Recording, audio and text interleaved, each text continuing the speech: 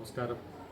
ഞാൻ പെരളശ്ശേരി നാരോത്ത് മഹാവിഷ്ണു ക്ഷേത്രം മേൽശാന്തി മരങ്ങാട്ടിലത്ത് ഉണ്ണികൃഷ്ണൻ നമ്പൂതിരി. കണ്ണൂർ ജില്ലയിലെ പെരളശ്ശേരി സുബ്രഹ്മണ്യ സ്വാമി ക്ഷേത്രത്തിന് വടക്ക് മാറി സ്ഥിതി ചെയ്യുന്ന മഹാവിഷ്ണു ക്ഷേത്രമാണ് നാരോത്ത് മഹാവിഷ്ണു ക്ഷേത്രം. ഈ ക്ഷേത്രത്തിന് പെരളശ്ശേരി ക്ഷേത്രത്തിനേക്കാളും പഴക്കമുണ്ടെന്നാണ് പഴമക്കാരൊക്കെ പറയുന്നത്.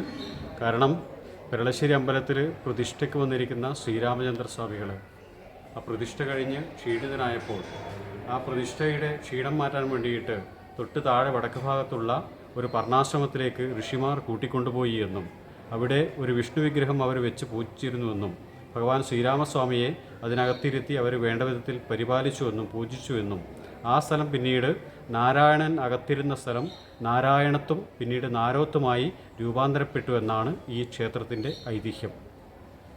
ക്ഷേത്രത്തിൽ സ്വർണ്ണപ്രശ്നം വെച്ച സമയം മുതൽ പിന്നീട് പ്രതിഷ്ഠയുടെ സമയം വരെ എന്ത് വിചാരിച്ചാൽ ഇവിടെ ഉണ്ടായിരുന്ന വിഗ്രഹം പ്രതിഷ്ഠാ വിധാനത്തോടു കൂടിയിട്ട് മാറ്റപ്പെടുകയാണ് ചെയ്തത്.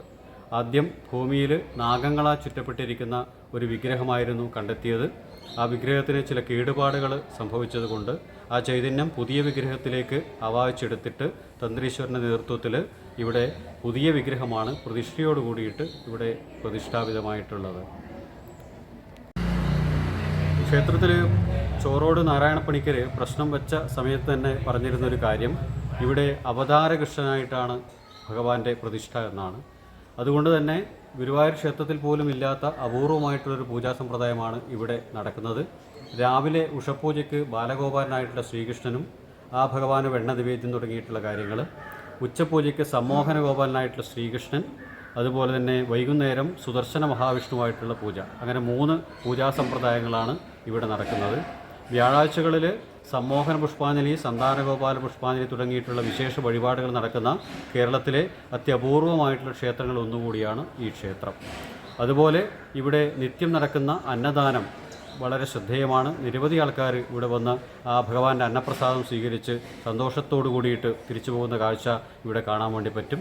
അതുപോലെ അന്നദാനത്തിന് വേണ്ടിയിട്ട് ഇപ്പോൾ അടുത്ത കാലത്തായിട്ട് ഡിസംബർ 7-ന് എന്ത് വിചാരിച്ചാൽ ഗുരുവായൂർ ക്ഷേത്രം തന്ത്രിയുടെ ഉദ്ഘാടനത്തോടു കൂടിയിട്ട് ഇവിടെ ഒരു ഊട്ടുപുര നിർമ്മാണം നടത്തിയിട്ടുണ്ട്. അതും വളരെ പ്രശസ്തമായിട്ടുള്ളതാണ്.